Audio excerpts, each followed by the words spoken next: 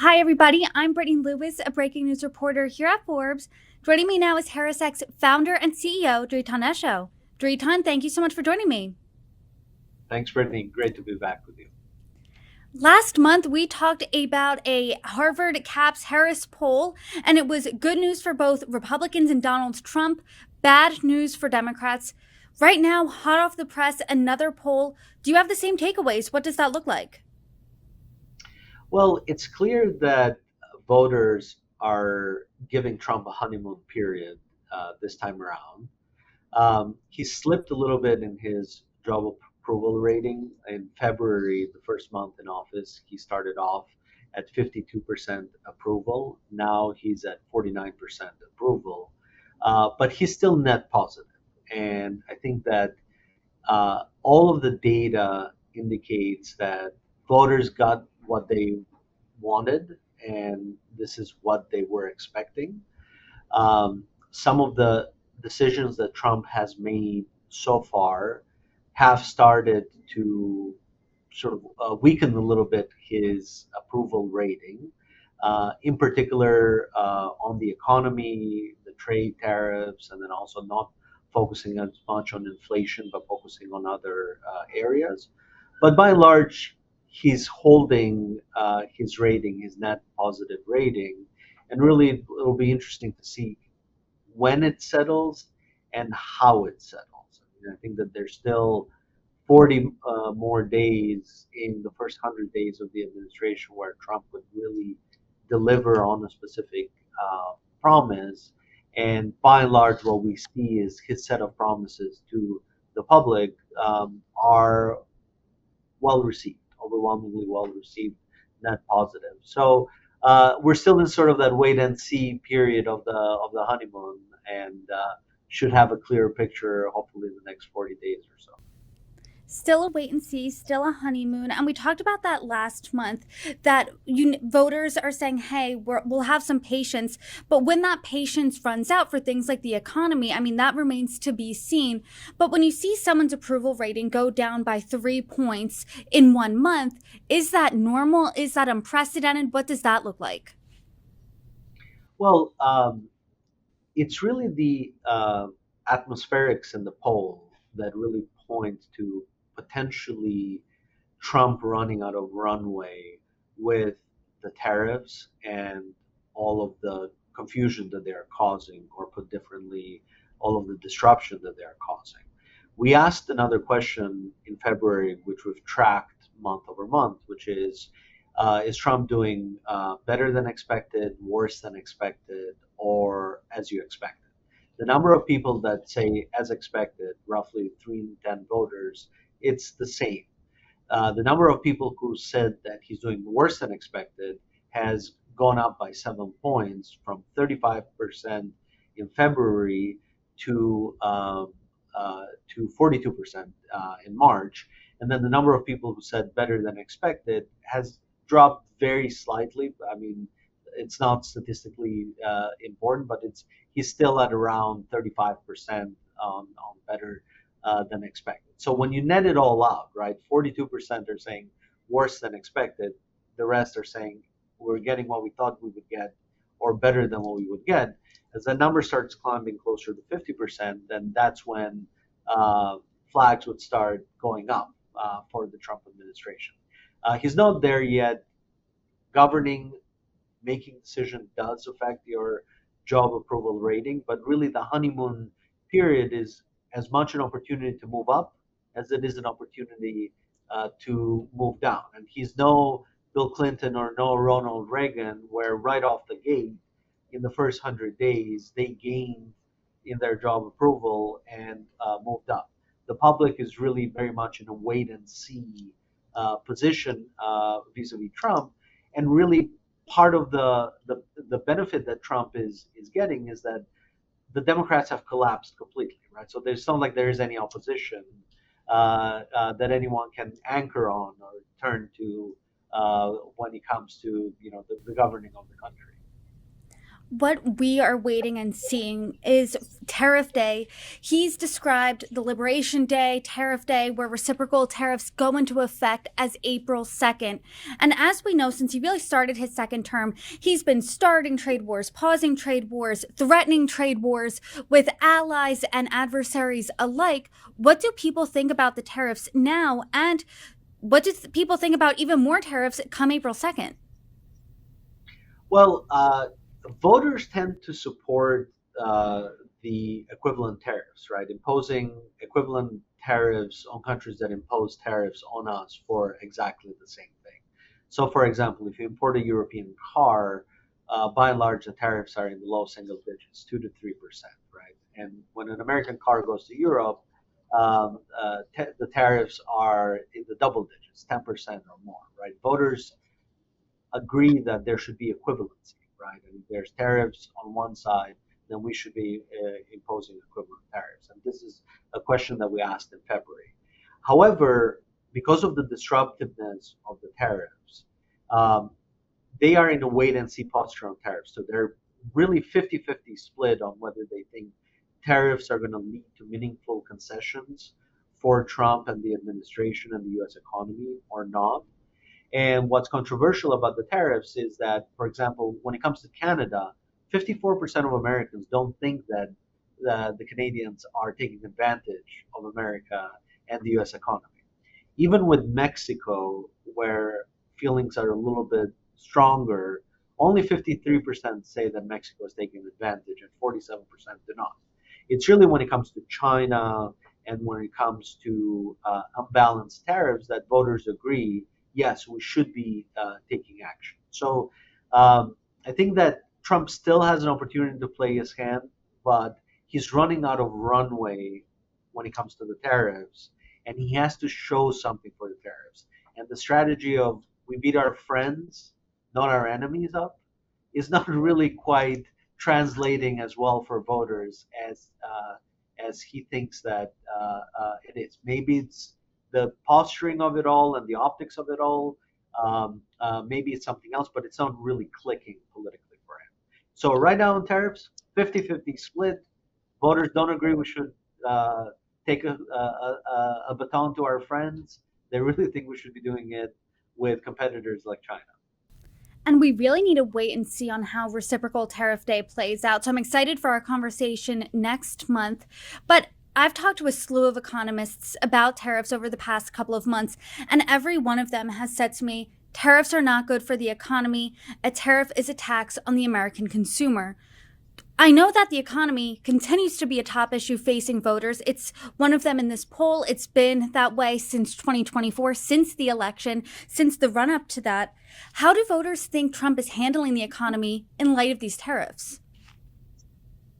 Well, voters are also split on the economy, right? There was a bump after Trump was elected in terms of sentiment, especially affecting Republican voters and independent voters. And unfortunately, in today's America, the way that you perceive the state of things tends to be from a political lens, right? So Democrats went down in opinion, Republicans went up, and independents went up slightly. But the metric that we tend to track is, are you better off or are you worse off?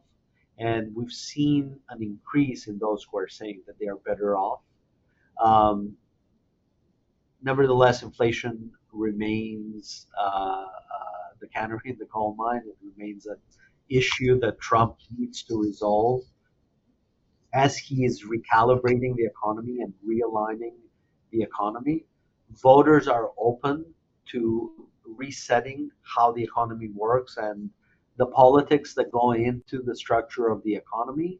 But if it doesn't yield dividends where it matters to them, which is on inflation, and actually inflation starts getting worse, then that's the moment when the Trump administration will be completely out of runway, right? Right now, they still have the ability to play their hand and recalibrate the economy. And so it's to be seen, right? And uh, in general, in economic theory and trade theory, you want open borders as much as possible. That is not the reality in the world. and the American economy is the largest buyer of goods within the world. The Trump administration is not wrong about that as being a piece of leverage as it negotiates with other parties. But the essential question is, can it come fast enough, right? And are the concessions going to be meaningful enough for the Trump administration in one or two different fronts? Either getting from other governments, whether it's the Europeans, the Chinese, the Canadians, or the Mexicans, concession on secondary issues that matter to the United States. For example, the drug trade and fentanyl and cartels when it comes to Mexico, or other types of concessions when it comes to Canada, or can the tariffs raise enough for the US Treasury that it ends up feeding to Trump's economic policy, which is really, look, we are spending 7 trillion, we are earning 4 trillion. We got to cut $1 trillion in government spending. That's what Elon Musk and DOGE are working on. We've got to raise $1 trillion, ideally through tariffs or through different other mechanisms. And then the last trillion is that where the administration has started to get creative. The golden visa, for example, being one of them, the $5 million golden visa, which if there are 200,000 people in the world, which there are, by the way, that are willing to buy the golden visa, that would be $1 trillion in net revenue for the government. So it's a complex picture because on one side, the public believes that that isn't sustainable. They want to balance the budget. They want to give Trump a chance to realize this economic policy, which I very simply frame for the viewer. But on the other side, inflation is still an issue, and Trump has to deliver within a certain time frame for them. Otherwise, they'll lose patience. Really, one of the landmarks of President Trump's first 2 months has been the DOGE initiative. That has been run by, the face of it is Elon Musk. He has been pretty much in lockstep with President Trump. He has, according to this poll, one of the lowest net favorabilities. He's at -10 here of all the political figures. So I am curious, if Trump is doing pretty well, why is Elon Musk not doing as well? Well, Elon has led the initiative. He's the face of it. He's the tip of the spear. So, and has come under a lot of scrutiny. So we see that reflected clearly. His net approval now is -10, whereas a month ago he was even. And he has started to slip in his favorabilities, as has Tesla and as has X, right? They're also roughly around 10 point under in net favorability. But my view is that public opinion will reset when Elon is able to achieve his $1 trillion in savings. 56% think that he's making meaningful cuts to U.S. government spending. And at the same time, 56% don't believe that he's going to hit the $1 trillion mark. And as Musk has said himself, he's operating in a target-rich environment.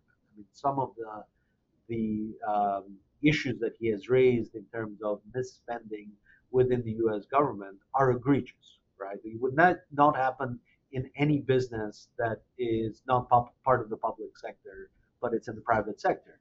So I fully expect that in retrospect, after Musk lands $1 trillion in savings, which he's able to do, and he removes himself from the DOGE initiative, his rating will skyrocket, and Americans will give him due credit for helping cut the federal budget deficit and possibly saving the underlying elements of the American economy, right? Which is trust in America's debt, the ability of the U.S. government to repay its debt, and not at a premium or at a crazy fee, and then certainly protecting the dollar and protecting the U.S. dollar as a reserve currency of the world.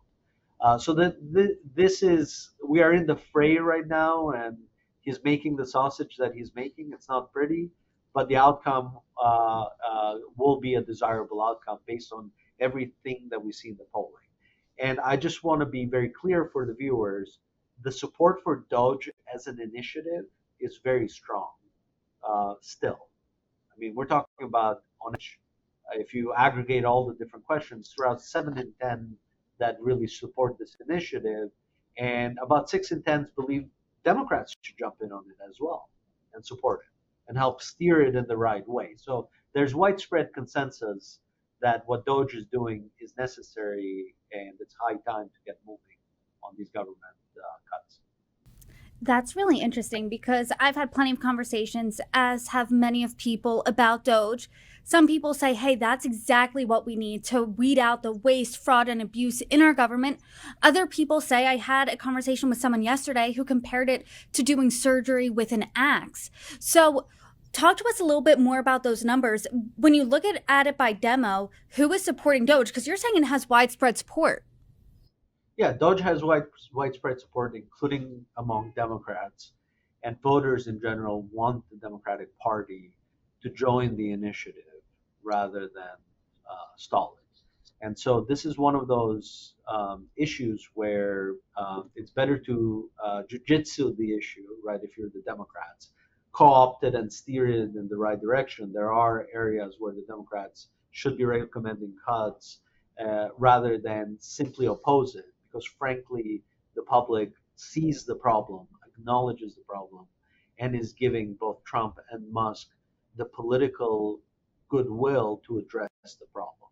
Yes, Musk has taken a hit, but I think that there will be a reset in perceptions and in public opinion once we get to that $1 trillion in savings number, and Musk has accomplished his self-stated goal.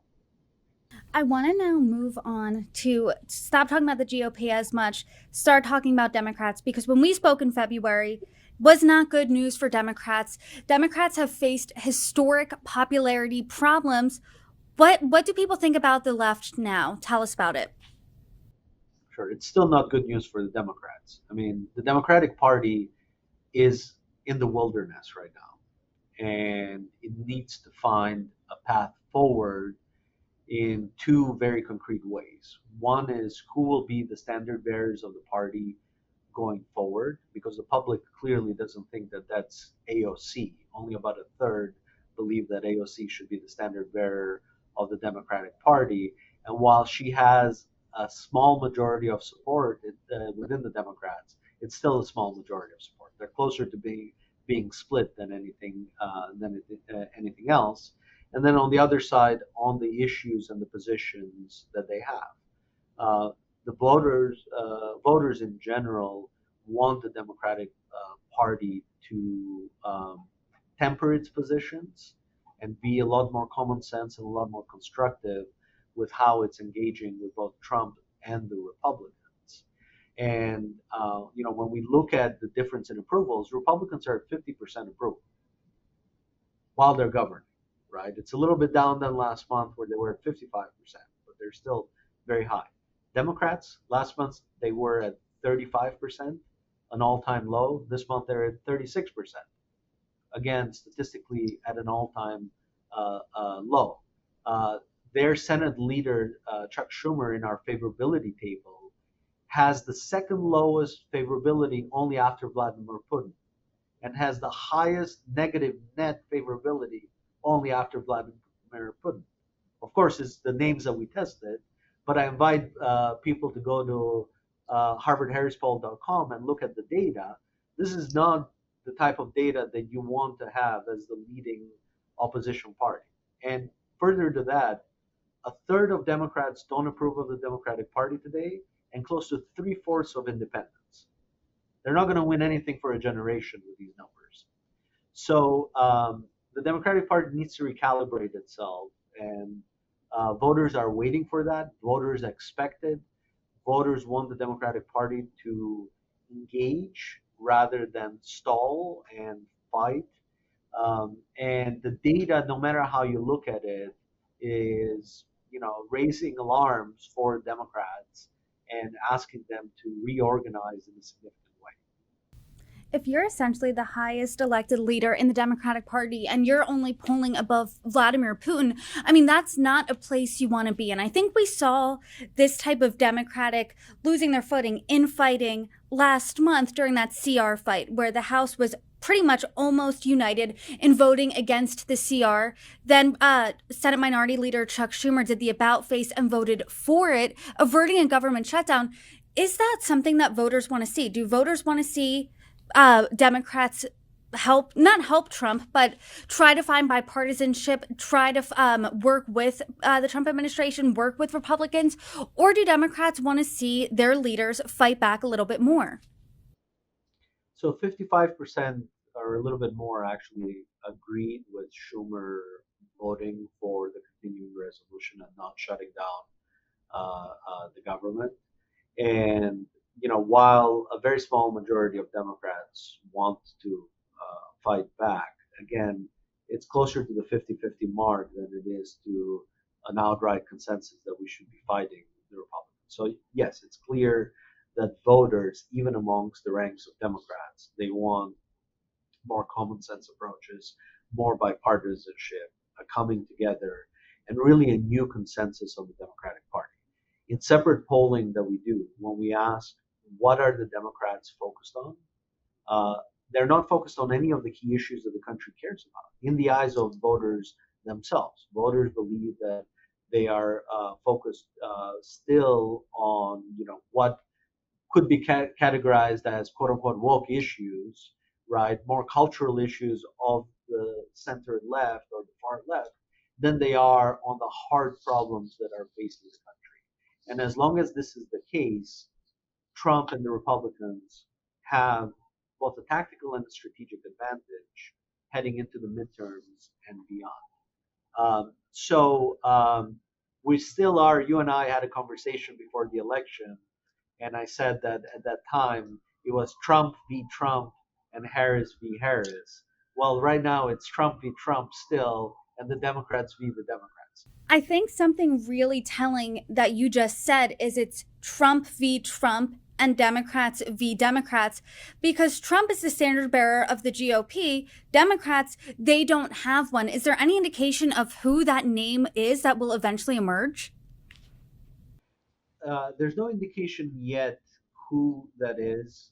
Voters are clearly saying, overall, close to 7 in 10 are saying that they want to see a new Democratic figure emerge.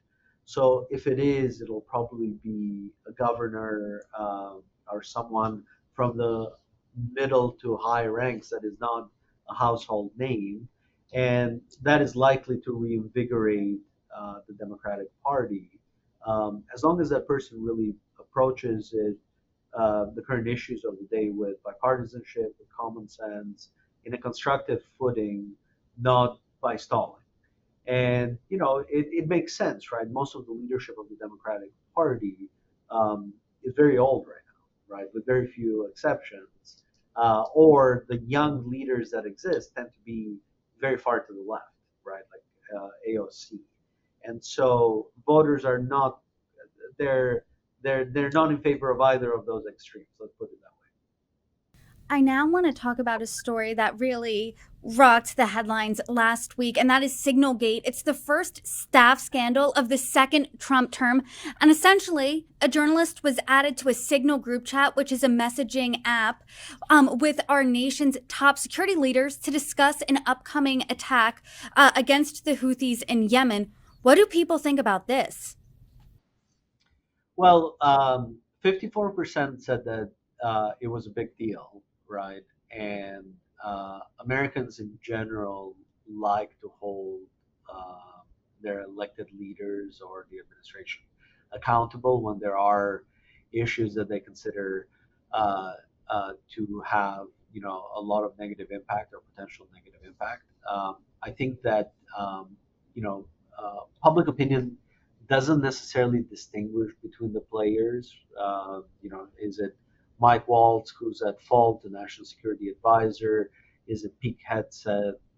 But I think this is a valuable lesson for the administration that usually the mistakes that come up at the beginning of an administration. They tend to be foreign policy related. These mistakes can distract or worse, harm the footing of an administration. Um, Academics usually say pigs and piglets after the Bay of Pigs, which obviously was John F. Kennedy's big problem. So I would say that Signalgate is a piglet. It's going to fizzle out, but it's an invaluable lesson for the administration, and really where most voters agree with a stronger stance against Iran than the Biden administration had. They agree that the United States should take an action vis-a-vis the Houthis. So it's not a policy issue. I think a bigger pig in the making when it comes to a possible foreign policy issue is the trade wars, right? They're not being very well communicated, and that's where the administration is really starting to create friction with different key segments of the electorate. So I think it's a good wake up call, right? Signalgate, it's a good wake up call that these things that where the administration has a lot more leeway on foreign policy and the decisions that it make really need to be as carefully considered as, let's say, domestic legislation. Otherwise, that can derail the first 100 days or worse, put the administration on a completely wrong footing. Before I let you go, I do want to talk about two more foreign conflicts. One, the Russia-Ukraine war. On the campaign trail, President Trump did say that he could end the war in a day. It's been over 2 months now, and that war is still ongoing. Also, the Israel-Hamas war, we saw the ceasefire stop, and President Trump's envoy, Steve Witkoff, was instrumental in first brokering the phase one of the ceasefire deal between Hamas and Israel. That has since stopped. So what do people think about these foreign conflicts? So right now, voters, approve of Trump's handling of both of the conflicts. It's somewhere in the mid 50%, let's say around 55% approval, both in terms of Israel, Hamas, and uh, Russia and Ukraine. Um, when it comes to Israel and Hamas, right, there's an overwhelming support for Israel amongst the American public.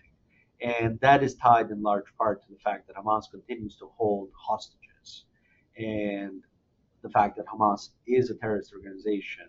And in the view of the public, which is very reasonable, they can't be continued to govern the territory going forward. So I think that on that front, um, there will be more developments because it is a stalemate of sorts, and it's to be seen what the solution is um, uh, for Gaza, for the people in Gaza, right? When the political consensus is that Hamas is unacceptable, but obviously on the same side, you have a lot of humanitarian suffering going on. And then when it comes to Ukraine, Russia, um, you know, uh, we asked the question: do you feel that President Trump is abandoning Ukraine or not? Voters still think that Trump has not abandoned Ukraine, is pushing for Ukraine. 54% approve of his handling of the conflict, and a much stronger majority want the two parties to negotiate a solution um, to the conflict. But they feel that again, Trump is roughing up our allies and is being too tough on Ukraine, and they feel that he's not being nowhere nearly as tough enough as he should be on Vladimir Putin. 61% actually said that he's being too lenient with the Russians. And as we've seen in the last 24 hours to 48 hours, Trump himself said that he's very pissed, quote unquote, at Putin because Putin is giving him the runaround and is not agreeing to a ceasefire. So Mr. Trump beat Mr. Putin. I mean, I think that this has been an experience of every American president since George W. Bush, where Putin starts playing them. And so it's also an area where we will see what will happen, but the public is looking very carefully, and what they notice is that Trump needs to apply more pressure on Putin if he wants his stated goal. The problems are not the Ukrainians, despite the Oval Office disagreement, very public disagreement between Trump and J.D. Vance and Zelensky. The problem is really the Russians. And so, in that sense, public opinion still is giving Trump time to act and to play his hand, but also sustains its support for Ukraine as they try to get a deal to end the war. I think that's similar to the entire theme of this conversation, which is there is a lot to be revealed in a month or so. We're in a wait and see period, and I'm excited to wait and see come what April, see how the chips fall, see if this honeymoon phase is over, see how people view the tariffs and foreign policy and everything in between. But Dritan, thank you so much for the numbers today. Thank you so much for your insight, and I look forward to our next conversation. Absolutely. Thank you for having me back. And we'll be back with a lot of polling together, both as part of the Harbor Caps Harris poll and the Harris Forbes poll, um, as we approach the 100-day mark, right? And we'll really get a good sense of where the Trump administration stands at that point in time. Thank you.